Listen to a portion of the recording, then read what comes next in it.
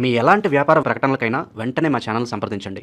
ప్రస్తుతం మనతో పాటు సుప్రసిద్ధ జ్యోతిష్య వాస్తు పండితులు బ్రహ్మశ్రీ డాక్టర్ నాయకంటి మల్లికార్జున శర్మ గారు ఉన్నారు. జనవరి మాసం 2026 సింహరాశి వారి పరిస్థితి ఏ విధంగా ఉండబోతుందో గురువుగారిని అడిగి తెలుసుకుందాం. నమస్కారం గురుగారు. నమస్కారం. 2026 కొత్త సంవత్సరం జనవరి మాసం సింహరాశి వారిలో పరిస్థితి అండి గురుగారు, ఎటువంటి తప్పకుండా. ఓం శ్రీ గురుభ్యో నమః. ఓం శ్రీ మాత్రే నమః. సింహరాశి రాస్యాధిపతి రవి. కొంచెం మొండితనము, పెంకితనము, లౌకికం తక్కువగా ఉండటం, ఆరోగ్యపరంగా గ్యాస్ ట్రబుల్ సంబంధించిన విషయాల్లో లైఫ్లో ఎప్పుడైనా సరే జాగ్రత్త ఉండాల్సిందే.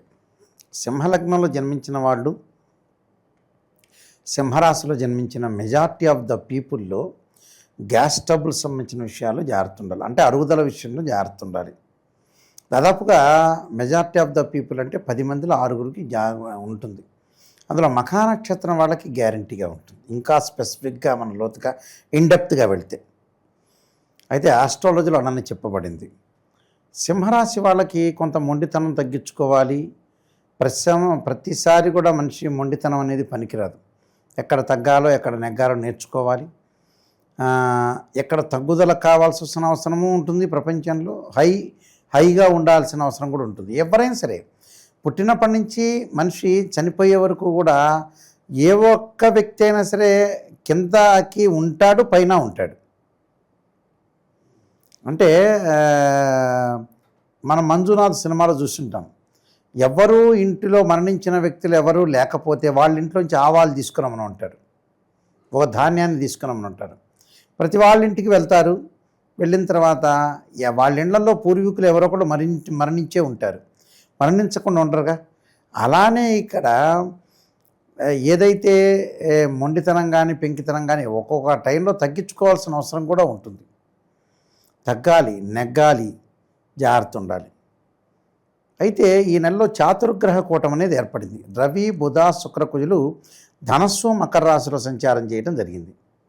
అంటే ఈ 2 రాశుల్లో సంచారం జరిగింది. ఈ 2 రాశుల్లో సంచారం జరగడం వల్ల కూడా కొన్ని ఫలితాలు విభిన్నంగా ఉంటాయి. అలానే మిథునంలో గురువు వక్రగతిలో ఉండటం, శని మీనరాశిలో ఉండటం, రాహు కుంభరాశిలో, కేతు వచ్చేటప్పుడు సింహరాశిలో సంచారం చేస్తాడు. అయితే ఇవన్నీ కూడా గోచారరీత్యా చెప్పబడే ఫలితాలు. నిజంగా ప్రేక్షకులు నిజాన్ని నిప్పు లాంటిది. మనం ఎప్పుడూ మోసం చేసుకోకూడదని నా పాలసీ. ఎప్పుడైనా సరే మనం మోసం చేసుకున్నాం అనుకోండి, మనమే ఆ అగ్నిలోనే తగలబడిపోతాం. అక్కడ ఒక శక్తి అనేది ఒకటి ఉంటుంది, మోసం అనే శక్తి. అంటే సత్యాన్ని తెలుసుకోవటం చాలా ఇంపార్టెంట్. ఇవన్నీ కూడా గోచారరీత్యా చెప్పబడే ఫలితాలు. బర్త్ చార్ట్కి సంబంధించిన ఫలితాలు కావు. ఎందుకు గురువు గారు అంటే, సహజంగా నేను చాలా ఛానల్స్లో చెప్తుంటాను. సుప్రసిద్ధ నటుడు డాక్టర్ అక్కినేని నాగేశ్వరరావు గారు ఒక చోట రైల్వే జంక్షన్లో, గుడివాడలోనో ఎక్కడో రైల్వే జంక్షన్ దగ్గర ఉంటే ఘంటసాల బలరామయ్య గారు వెళ్తున్నారు ట్రైన్లో. వెళ్తూ ఉండగా అక్కినేని నాగేశ్వరరావు చెబుతారు, ఆయన పేపర్ చదువుతున్నా, వాష్రూమ్కి వెళ్తున్నా, పక్కన వాళ్ళతో మాట్లాడుతున్నా, నెత్తి గీరుకుంటున్నా, నన్ను చూసుండేవాడేమో కాదు, నన్ను చూడకపోతే ఆ రోజున నాకు అవన్నీ వాష్రూమ్లోకి వెళ్తున్నా, ఎక్కడికి వెళ్తున్నా కూడా నా అదృష్టం అనేది దురదృష్టంగా మారిపోయేది. అవన్నీ లేకుండా నా వైపు దృష్టి పెట్టడం వల్ల నేను అదృష్టవంతుడయ్యాను. నాకు ఈ అబ్బాయి బాగున్నాడు, ఈ అబ్బాయి ప్రసిద్ధ నటుడు అవుతాడు అని ఆయన భావించి నాకు పాత్ర ఇచ్చాడు, అప్పటి నుంచి నాకు బాగుంది అని చెప్తాడు. అది వితిన్ సెకండ్స్లో జరిగింది. ఆ సెకండ్స్లో జరిగేదే గోచారం. అది నెససరీ. బర్త్ చార్ట్ కూడా ఇంపార్టెంట్. బర్త్ చార్ట్ 80% అయితే 20% ఏంటంటే వితిన్ సెకండ్స్ ఆఫ్ వ్యూలో అదృష్టం కలిసి వచ్చేది ఏంటంటే ఫేట్, ఒక డెస్టినీ, అది గోచారం అంటారు. అయితే ఈ గ్రహాల యొక్క కలయికను మనం ప్రతి నెలలో కూడా చూస్తూ ఉంటాం. సహజంగా ప్రతి నెలలో కొన్ని మార్పులు జరుగుతున్నాయి. ఆ మార్పుల సూచనలు ప్రజలు గమనించాలి. ఏదో గోచారం వెంట వెళ్ళిపోవటం, నాకు రాత్రి ఓవర్ నైట్ కోటీశ్వరుడు అవుతుందా, ఉప్పు దీపం పెట్టామా, చంకలో నిమ్మకాయ పెట్టామా, ఈ దరిద్రపు వ్యవహారాలను తగ్గించుకోండి. ప్రజలందరూ అవగాహనకి రావాలి. ఎప్పటికి అవగాహనకు వస్తారు? ఎందుకు ఉప్పు దీపం పెడితే ఎక్కడవుతారు? నేను నా ఇల్లంతా ఉప్పు దీపాలు పెడతా, రేవంత్ రెడ్డి గారి తర్వాత నేను ముఖ్యమంత్రి అవుతారా? నేను దేశం మొత్తం పెడతా ఉప్పు దీపాలు, ఎక్కడ పెడతాంటే అక్కడ పెడతా. అవుతామా? ఏమనుకోరులే రేవంత్ రెడ్డి గారు, మన రెడ్డి గారు ఆయన. అయితే అలా అలా అనుకుంటుంటారు వీళ్ళందరూ కూడా. అవి అవి ఎప్పుడైనా సరే కృతయుగం, త్రేతాయుగం, ద్వాపరయుగంలో యజ్ఞయాగాది క్రతువులు, అభిషేకాలకు మాత్రమే ప్రాధాన్యత ఇచ్చారు. దేవుడు దర్శనాలు వాటికి మాత్రమే ప్రాధాన్యత ఇచ్చారు. కానీ ఇవన్నీ కూడా లాల్ కితాబ్ రెమెడీస్ అని మహారాష్ట్ర నుంచి వచ్చినాయి.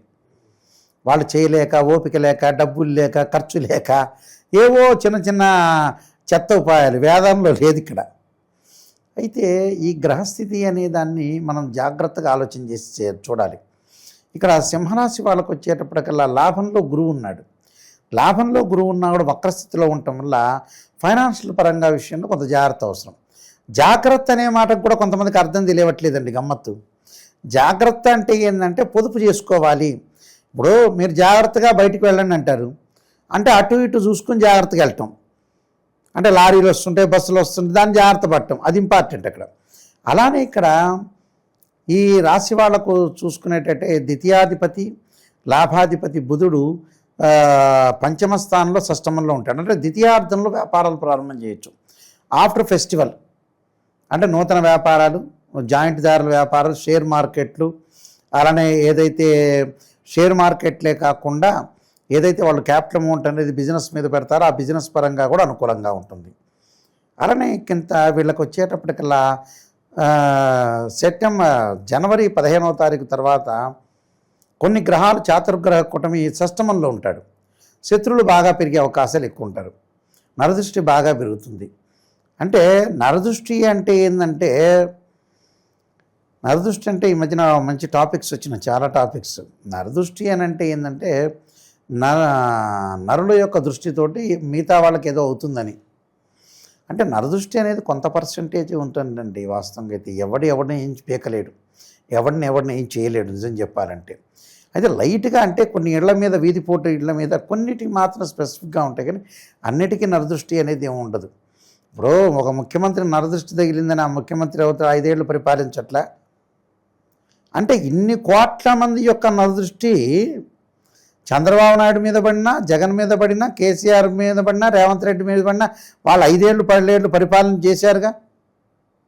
ఉదాహరణ పరిపాలన చేయలేదా? చేశారుగా, హ్యాపీగా ఉన్నారుగా.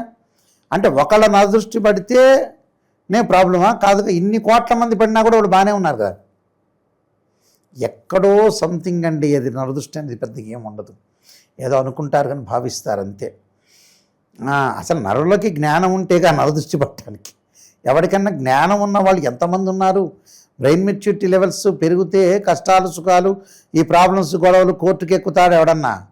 ఒకడే కారు మన గుద్ది వాడే మనల్ని ప్రశ్నిస్తాడు. అంతా బ్రెయిన్ మెచ్యూరిటీ లెవెల్స్ ఉంటే.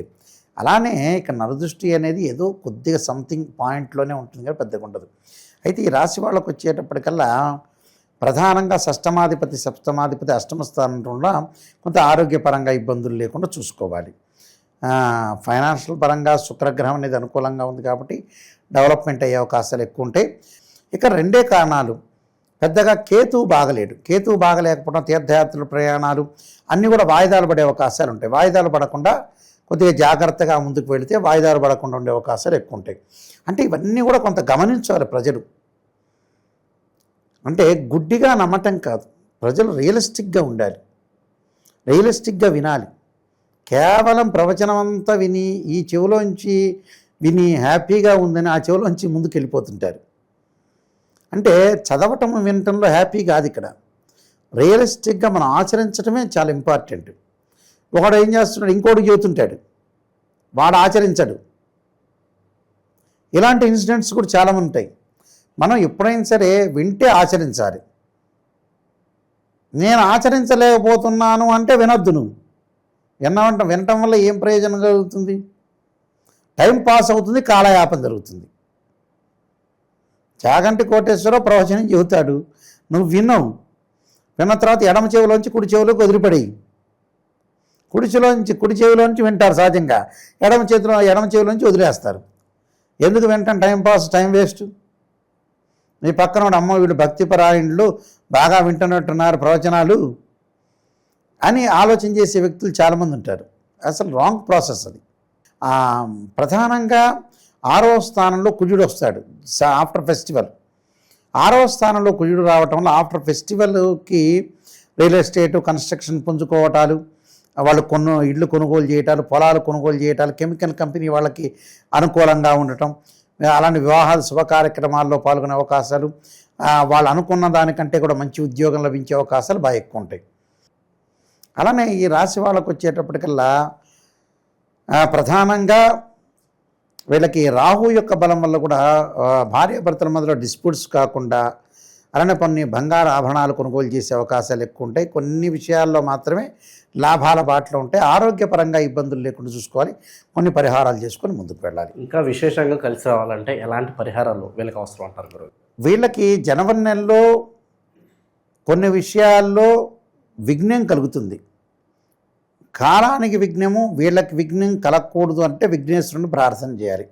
గణపతిని గకార స్తోత్రంతో పూజ చేయటం, అలానే చక్కగా వాళ్ళు ఉలవలు దానం చేయాలి. ఉలవలు దానంతో పాటు వీళ్ళు శని యొక్క ఆరాధన చేసి, నల్ల నువ్వులు దానం చేసి, నీలాంజన సమాభాసం రవిపుత్రేమాగజం ఛాయామార్తాండ సంభూతం తమ నమామి శనీశ్వరం అనే మంత్రాన్ని నువ్వుల నూనెతోటి శనికి అభిషేకం చేయాలి. అలానే నువ్వుల నూనెతోటి శివుడికి కూడా అభిషేకం చేయాలి. చాలామందికి తెలియదు ఇది. ఏం గురువుగారండి నువ్వుల నూనెతోటి శివుడికి అభిషేకం చేయడం? పురాతన పద్ధతులు ఉన్నాయి. మనకి తెలియదన్నంత మాత్రాన ప్రపంచంలో అన్నీ తెలియదా? ఇప్పుడు మనం వినం ఆ మాట. ఒకడు వస్తాడు, ఏంది గురువుగారండి కూకట్పల్లి ఎంత దూరం ఉందండి, వనస్థలీపురం ఇంకా ఎంత దూరం, నవ్వొచ్చిందండి నాకు మామూలు. ఇదేమన్నా చిన్న ఊరా అండి? Hyderabad metropolitan city. చిట్యాల దగ్గర నుంచి, చౌటప్పల్లి దగ్గర నుంచి ఇటువైపు బిహెచ్ఎల్, లింగంపల్లి, శంకరపల్లి ఇవన్నీ కలుస్తుంటాయి. ఈ పక్కనే 2-3 కిలోమీటర్ల దూరంలోనే ఈ హైదరాబాద్లో ఉండి బెంగళూరు, తర్వాత చెన్నై, కలకత్తా, ఢిల్లీలో ఉన్న వాళ్ళకి ఈ వచ్చిన చుట్టాలు అక్కడ ఇల్లు తీసుకుంటే హెరాస్మెంట్ చేస్తున్నారు. ఆ హెరాస్మెంట్ కేసులు ఇంకా రాలేదేమో మరి పోలీస్ స్టేషన్ వరకు.